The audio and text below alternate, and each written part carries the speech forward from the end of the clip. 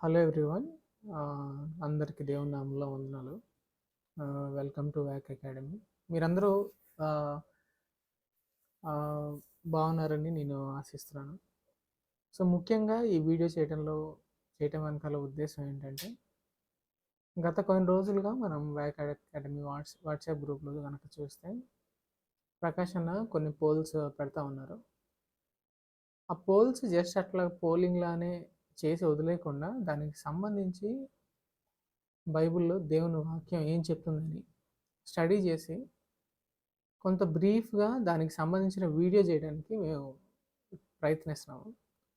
So, వచ్చే రోజుల్లో గూడా మీరు గమనించండి. ఆ పోల్ పైన లేదా అడిగిన ప్రశ్న పైన దానికి సంబంధించిన వాక్యానుసారమైన సమాధానం మేము స్టడీ చేసి దాన్ని చిన్న వీడియో రూపంలో పెట్టడానికి ప్రయత్నిస్తాం. ఇదొకటి వాట్సాప్ గ్రూప్‌లో మీరు గమనించుకోవాలని రిక్వెస్ట్ చేస్తాను. ఓకే. Thank you. అండ్ అలాగే ఇప్పుడు గత కొన్ని రోజుల క్రితం అన్న ఒక పోల్ పెట్టారు. టెంప్టేషన్ లేదా శోధనని ఎదుర్కోవడానికి ఏంటి? మనం ఏం చేస్తాము అంటే మనము రెస్పాన్సెస్ అనేవి చూసాము. ఈ శోధనకి సంబంధించి లేదా ఈ టెంప్టేషన్‌కి సంబంధించి కొంత మేము స్టడీ చేయడానికి ట్రై చేసాము. అది మీ దగ్గర ప్రెజెంట్ చేయడానికి ట్రై చేస్తున్నాం. అయితే గమనించండి, వాక్యానుసారంగా మనం నేర్చుకునేటప్పుడు ఏ ఒక్క వ్యక్తి చెప్పిందో లేదా ఏ వీడియో చెప్పినా కూడా అది ఫైనల్‌గా మీరెప్పుడు తీసుకోవద్దు.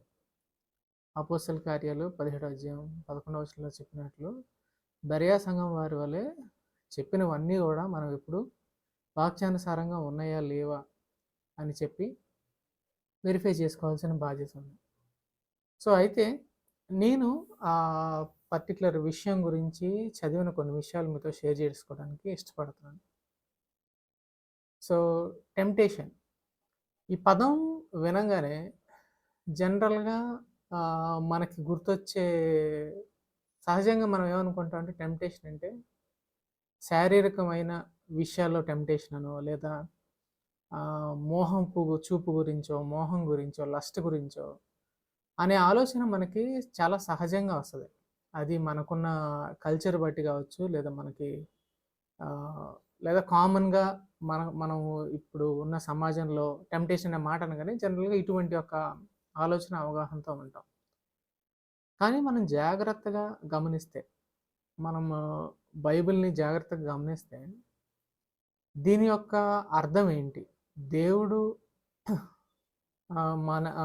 అపవాది మనల్ని ఎన్ని విధాలుగా మనల్ని దేవుని యొక్క ఉద్దేశంలోంచి తప్పిస్తాడో, ఆ విషయాల యొక్క వెలుగులో నుంచి ఈ పదాన్ని యొక్క అర్థాన్ని మనం తెలుసుకోవడానికి ప్రయత్నిద్దాం.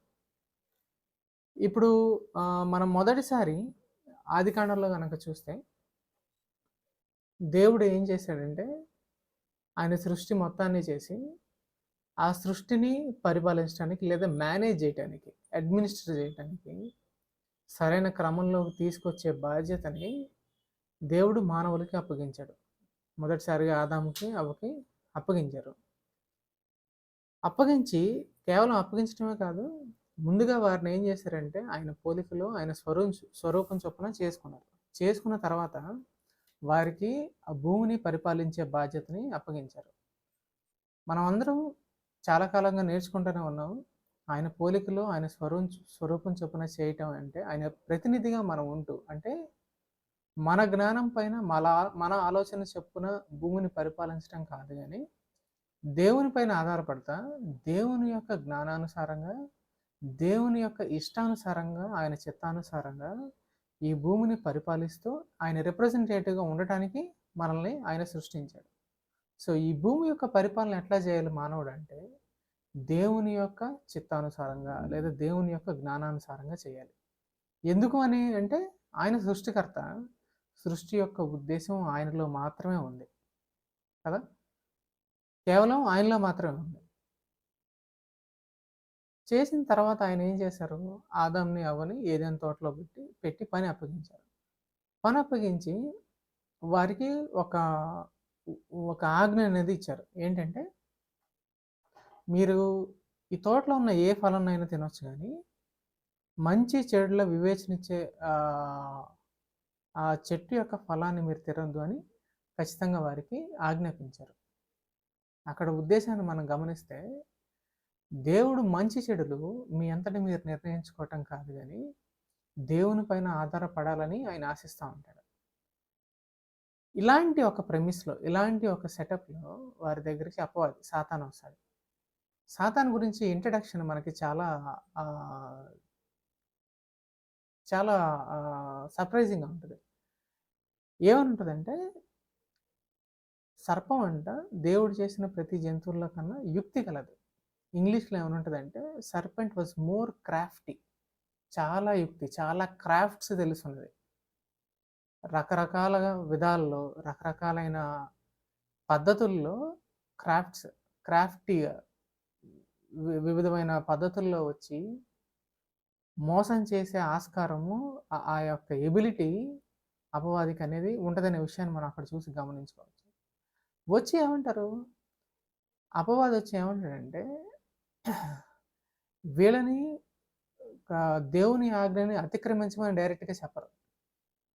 దేవుని ఆజ్ఞని అతిక్రమించడానికి కావాల్సిన ఒక వాదనతో వస్తారు. ఒక ఆర్గ్యుమెంట్‌లా స్టార్ట్ అవుద్ది. ఆర్గ్యుమెంట్ చాలా తెలివిగా ఒక ఆర్గ్యుమెంట్‌తో మొదలవుతది. ఎలాగా? దేవుడు నిజంగానే ఇది నిజమా? ఇది నిజంగానే దేవుడు చెప్పాడా? అనే యొక్క వాదనతో, ఒక ఆర్గ్యుమెంట్‌తో వచ్చి వాళ్ళని నెమ్మదిగా వాళ్ళు ఆ పాపాన్ని చేయడానికి లేదా దేవుని యొక్క ఆజ్ఞని అతిక్రమించటానికి కావలసిన ఒక బేసిస్, ఒక ఫౌండేషన్ వేసి ఎళ్తారు.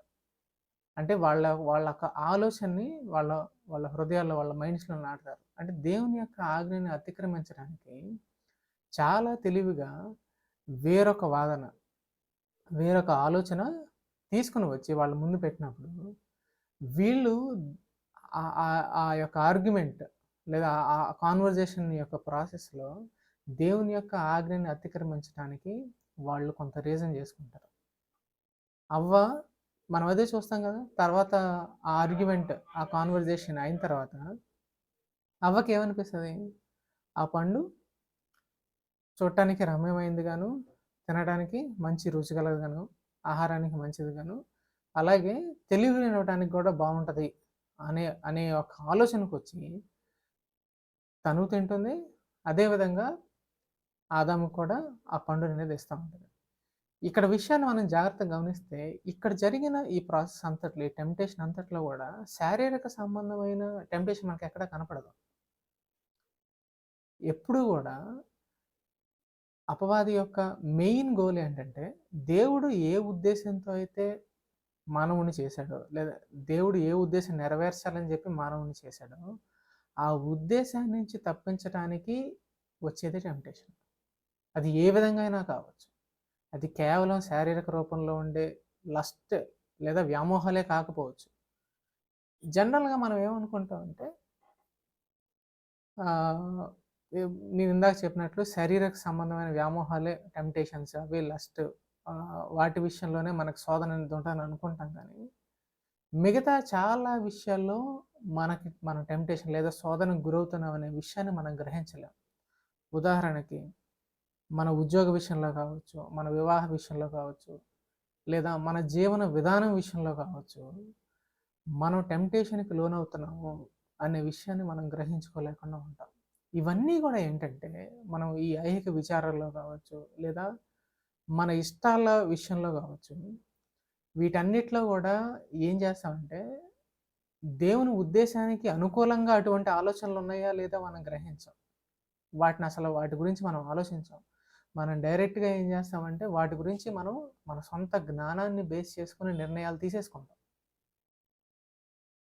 మన ఉద్యోగ విషయంలో కావచ్చు, వివాహ విషయంలో కావచ్చు, లేదా మన జీవన విధానంలో కావచ్చు, మనం దేవుడిని కన్సల్ట్ అవ్వం. ఒకవేళ అవుతాం, కన్సల్ట్ అవుతాం. కానీ మనల్ని మనం మోసం చేసుకునే విధంగానే కన్సల్ట్ అవుతాం. ఏంటంటే, మనకు ముందుగానే ఒక నిర్ణయం ఉంటది. ముందుగానే ఒక ఇష్టం అనేది ఉంటది.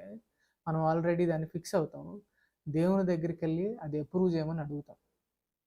మనకి అప్రూవల్ వస్తే దేవుని చిత్తం అనుకుంటాం. అప్రూవల్ రాకపోతే దేవుడు ఎంతకన్నా మనకు మంచిదే ఇస్తాడనే ఒక ఫాల్స్ హోప్‌తో లేదా ఒక తప్పుడు ఆలోచనతోనే మనం ముందుకెళ్తాం గానీ, మనకు ఆల్రెడీ ఉన్న అవగాహనని మనం అనలైజ్ చేసుకొని దాన్ని క్రిటిసైజ్ చేసి వాక్యపు వెలుగులో వాటిని సరి చేసుకోవడానికి మనం ఇష్టపడం.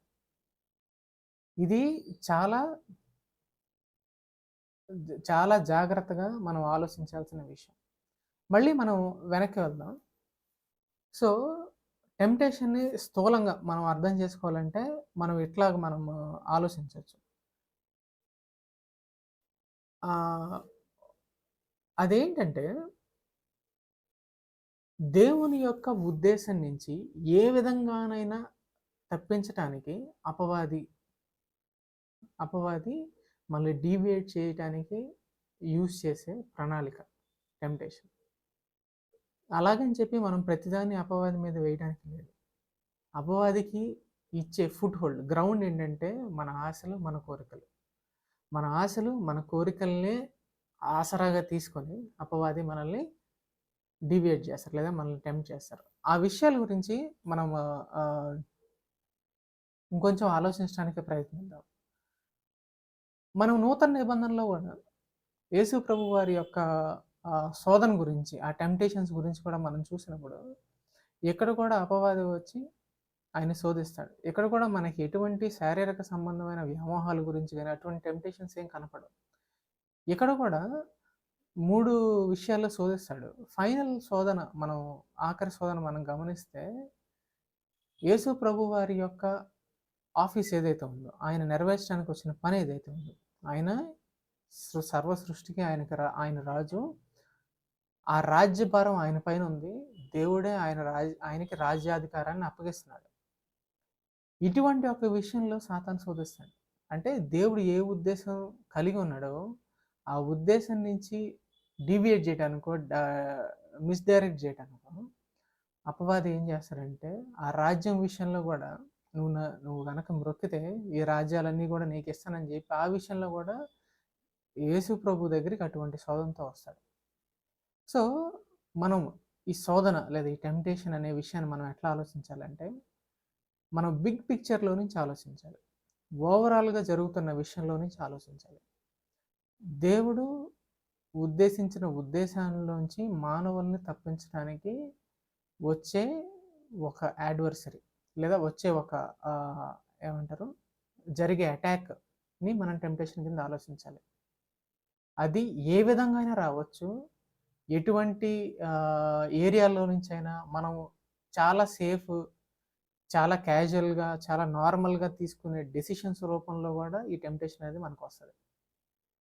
ఈ విషయాన్ని మనం చాలా జాగ్రత్తగా ఉండాలి. ఇటువంటి టెంప్టేషన్ మనల్ని ఏం చేస్తదంటే, కేవలం పాపంలోనే మనల్ని పడేయటం కాదు, మనల్ని దేవుని యొక్క ఉద్దేశంలో నుంచి అల్టిమేట్‌గా తప్పించేది అయ్యుంటది. సో, సో అందుకే మనం గమనిస్తే మొదటి పేతురు గారు రాసిన మొదటి పత్రిక 5వ అధ్యాయం 8వ వచనంలో సాతాను గర్జించే సింహం వలె ఉంటారంట. ఎవరిని మింగుదామా అని చెప్పి. ఆయనకున్న లక్షణం గమనించండి. చాలా క్రాఫ్టీ, చాలా యుక్తి గలది. ఎవరెవరిని ఎప్పుడెప్పుడు ఎంటైజ్ చేయాలా, ఎవరెవరిని ఎప్పుడు మృంగివేద్దామని సింహంలాగా తిరుగుతూ ఉంటారు. ఆయన చాలా యాక్టివ్‌గా వర్క్ చేస్తాడు అపవాది. చాలా ఇంటెలిజెంట్‌గా ఉంటారు. ఎవరెవరిని ఎప్పుడెప్పుడు ఎంటైజ్ చేయాలని చూస్తూ ఉంటారు. ఇట్లాంటి యొక్క ప్రిమైస్‌లో, ఇట్లాంటి యొక్క సిట్యుయేషన్‌లో మనం కనుక చాలా మెలకువతో గనక లేకపోతే, మనము ఏ విధంగా మోసంలో ఉన్నామో కూడా తెలుసుకోలేని పరిస్థితిలో, ఏ విధంగా మనం టెంప్టేషన్‌లో పడిపోయామో కూడా తెలుసుకోలేని పరిస్థితిలో ఉంటాం. సో, మనకి అన్ని డైరెక్షన్స్‌లోంచి, అన్ని ఏరియాస్‌లోంచి అటాక్ ఉంటది. మనం గనక వాక్యానుసారంగా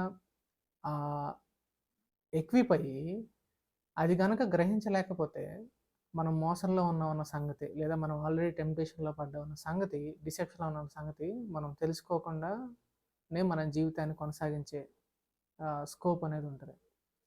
అయితే వీటన్నిటిలో మనకి గొప్ప ధన్యత ఏంటంటే, దేవుడు యొక్క కృప. దేవుని యొక్క కృప ద్వారానే మన అజ్ఞానం వల్ల మనం చేసుకున్న తప్పుల నుంచి అయినా కావచ్చు, లేదా మనము తెలియక కావాలని తెలిసి తీసుకున్న డెసిషన్స్ అయినా కావచ్చు. ఒక్కొక్కసారి దేవుడు ఏం చేస్తాడంటే, ఆయన కృపను బట్టి దాని యొక్క పర్యవసానాల నుంచి, ఆ కాన్సిక్వెన్సెస్ నుంచి మనల్ని ఆయన కృపే మనకి రక్షణగా ఉంటది. ఈ విషయాన్ని మనం గ్రహించుకొని, మనం ఏం చేయాలంటే, మనము వాక్యానుసారంగా ఎట్లాగా ఎక్విప్ అవ్వాలి.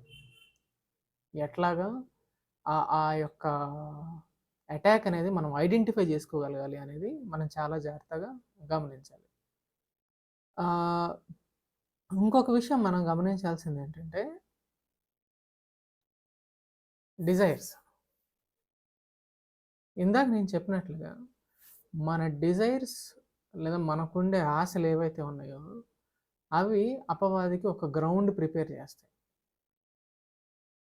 ఇప్పుడు ఒక క్యాజిల్ అనేది ఉంటే, ఒక కోట అనేది ఉంటే దాంట్లో పెనిట్రేట్ అవ్వడానికి ముఖద్వారాన్ని ఎక్కువ ఎనిమీస్ ఏం చేస్తారంటే దాన్ని బ్రేక్ చేసి వెళ్ళడానికి ట్రై చేస్తూ ఉంటారు. సో మన డెసిషన్ మేకింగ్ ప్రాసెస్లో కావచ్చు, మన ఆలోచనలో కావచ్చు, మనల్ని మోసం చేయడానికి కానీ లేదా దేవుని యొక్క ఉద్దేశాన్ని తప్పించడానికి కానీ అపవాదికి ఉన్న వన్ ఆఫ్ ది సోర్స్ ఏంటంటే మన కోరికలు, మన ఆశలు. అందుకే యాకోబు పత్రిక 1 అధ్యాయం 14వ వచనంలో ఏముంటుందంటే మన యొక్క కోరికలు దురాశలనే దాన్ని బట్టే మనం మరులు కొల్పబడి మనం పాపంలో పడతాం.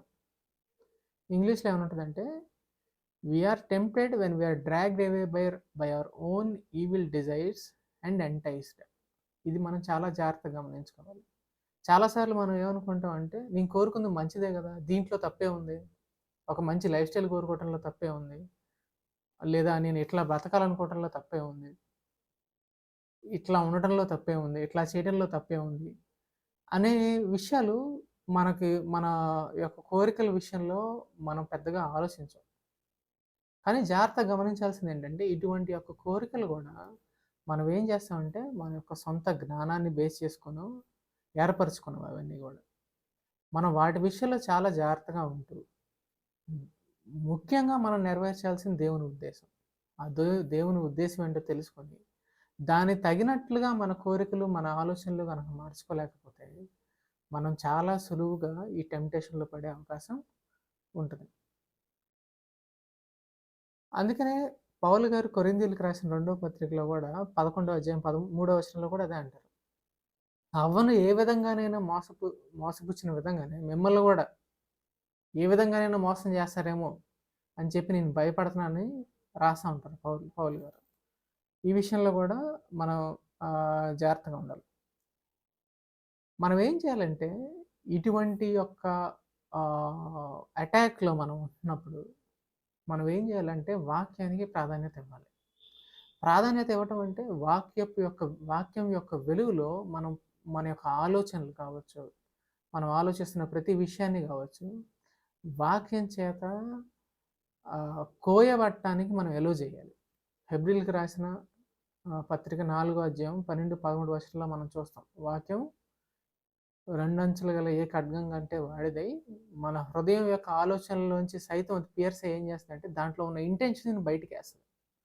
మనం వాక్యాన్ని కేవలం మనకు కావాల్సిన విధంగా మనం వాడుకోవడానికి కాదు, కానీ వాక్యం చేత మనం గుచ్చబట్టడానికి మనల్ని మనం అప్పగించుకోవాలి. అప్పుడే మనలో ఉన్న మోసపు ఆలోచనలు కానీ లేదా మనల్ని టెంప్టేషన్లోకి డ్రాగ్ చేసే లేదా ఈడ్చుకెళ్ళే ఆలోచనలోంచి కానీ మనం పడగలిగే అవకాశం ఉంటుంది. ఈ విషయాన్ని మనం గమనించుకోవాలి.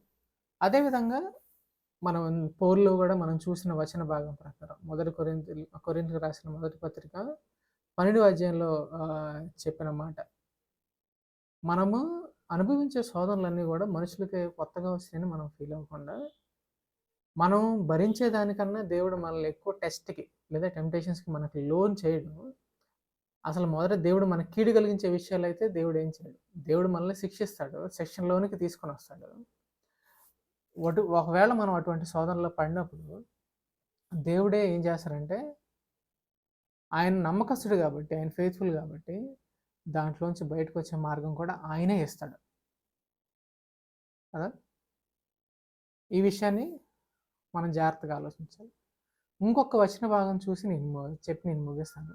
రోమీయులకు రాసిన పత్రిక 6వ అధ్యాయం 12వ వచనంలో ఉంటుంది. ఒకప్పుడు దేవుని తెలియనప్పుడు మీరు మీ అవయవాలన్నింటినీ కూడా పాపం చేయడానికి మీరు ఎట్లాగైతే అప్పగించారో, రక్షణలోకి వచ్చిన మీరు లేదా నూతనంగా జన్మించిన మీరు మీ అవయవాల్ని నీతి క్రియలు చేయడానికి అప్పగించండి అని చెప్తారు. సో, ఇక్కడ టెంప్టేషన్‌లోంచి లేదా శోధనలోంచి బయటికి రావాలంటే, మనం చేయాల్సిన పార్ట్ గూడా ఉంది. చాలా వరకు మనం ఏం చేస్తామంటే, మనం ఏదో పాపం చేసి, దేవునికి ప్రేయర్ చేసి, నన్ను రక్షించు, కాపాడు అని మాట్లాడతాము. కానీ మన సైడ్ నుంచి మనం చేయాల్సిన విషయంలో మనం నెగ్లెక్ట్ చేస్తాం. మనం ఏం చేయాలంటే, మనం కమిట్ అవ్వాలి. మన ఆర్గాన్స్, మన ఆలోచనల్ని, ప్రతిదాన్ని మనం ఏం చేయాలంటే, దేవుని యొక్క వాక్యం చేత కడగబడటానికి మనల్ని మనం అప్పగించుకోవాలి. ఇది మనం చాలా జాగ్రత్తగా చేయాలి. సో, నేను కంక్లూడ్ చేస్తూ నేను చెప్పే ఒక ఆలోచన ఏంటంటే, శోధన అంటే కేవలం శరీర సంబంధమైనదే కాదు. మనం తీసుకునే ప్రతి ఒక్క నిర్ణయాల్లో ఉంటది. అది ఎటువంటిదంటే, దేవుని యొక్క ఉద్దేశం నుంచి మనల్ని అల్టిమేట్‌గా తప్పించేటువంటిదే మనకు శోధన. దాన్ని జాగ్రత్తగా గమనించుకొని దాంట్లో నుంచి మనం దేవుని వాక్యం ద్వారా మనం బయటపడటానికి మనం ఆలోచించాలి. అలాగే మనం పోల్‌లో చూసినట్లు అది వాక్యం కోట్ చేస్తేనో లేదా ఆహ్, ఆహ్, మనము ఏమంటాము ఎవరైనా మెంటర్స్‌తో మాట్లాడితేనో ఆహ్, ఇవన్నీ గూడా పరిష్కారాలే. కాదనట్లేదు. అంటే నేను ఆహ్, వీటన్నిటిని ఏం నెగ్లెక్ట్ చేయట్లేదు. కానీ ముఖ్యంగా శోధన మనం జయించాలంటే మనం ఆయన దగ్గరికెళ్ళాలి. ఆయన పాదాల దగ్గర మనల్ని మనం సబ్మిట్ చేసుకోవాలి. సో, మెడిసిన్ నేను ఇవ్వట్లేదు గానీ, మెడిసిన్ ఏంటి అనేది చెప్పట్లేదు గానీ, ఎందుకంటే మనం అందరం రోగం అనుభవిస్తున్నోళ్ళే. ఇది మెడిసిన్, ఇదే రైట్ వే అని నేను చెప్పట్లేదు గానీ, హీల్ చేసే డాక్టర్ ఎవరో ఆయన్ని పరిచయం చేయడానికి, ఆయన దగ్గరికి వెళ్ళడానికి మనం ప్రయత్నిద్దాం. ఆహ్, ఈ కొన్ని విషయాలు జ్ఞాపకం ఉంచుకుంటారని రిక్వెస్ట్ చేస్తున్నాను. అట్ ద సేమ్ టైమ్ మీరు గూడా వ్యక్తిగతంగా ఈ విషయాల గురించి ఆలోచించి ప్రార్థనాపూర్వకంగా మనమందరం ఓవర్‌కమర్స్. మనందరం జయించే జీవితాన్ని జ గడపాలని రిక్వెస్ట్ చేస్తున్నాను. ఇంకా ఫైనల్ రిక్వెస్ట్ ఏంటంటే, దీనికి సంబంధించి మనకి కొంత క్రిస్టియన్ లిటరేచర్ గూడా అవైలబుల్‌గా ఉంది. ఫర్ ఎగ్జాంపుల్ 'సిఎస్ లూయిస్' గారు రాసిన 'స్క్రూటేప్ లెటర్స్'. అపవాది ఎన్ని విధాలుగా దేవుని యొక్క ఉద్దేశం నుంచి తప్పించడానికి ఎన్ని విధాలుగా ప్రయత్నిస్తా ఉంటాడో, ప్రార్థన విషయంలో గావచ్చు, పొరుగువాడిని గురించి ఆలోచించే విషయంలో గావచ్చు, రకరకాల ఏరియాస్‌లో ఎట్లా మనకు శోధన వస్తుందో, దానికి సంబంధించి ఈయన ఈ 'స్క్రూటేప్ లెటర్స్' అనే బుక్ ఎన్‌సిటీ చర్చ్ యూట్యూబ్ ఛానెల్‌లో ఆల్రెడీ వీడియోస్ ఉన్నాయి. న్యూ కవెనెంట్ టాబర్నాకిల్ యూట్యూబ్ ఛానెల్‌లో ఆల్రెడీ వీడియోస్ ఉన్నాయి. 'స్క్రూటేప్ లెటర్స్' ప్రతి నెల రెండవ మరి నాలుగవ ఆదివారాల్లో శనివారాలు సాయంత్రం 7కి ఇవి చర్చ్‌లో డిస్కస్ చేస్తాము. అట్లాగే ఆన్‌లైన్ కూడా ఉంటది. మీరు కుదిరితే వాటిని ఫాలో అవ్వాలని రిక్వెస్ట్ చేస్తాను. Thank you.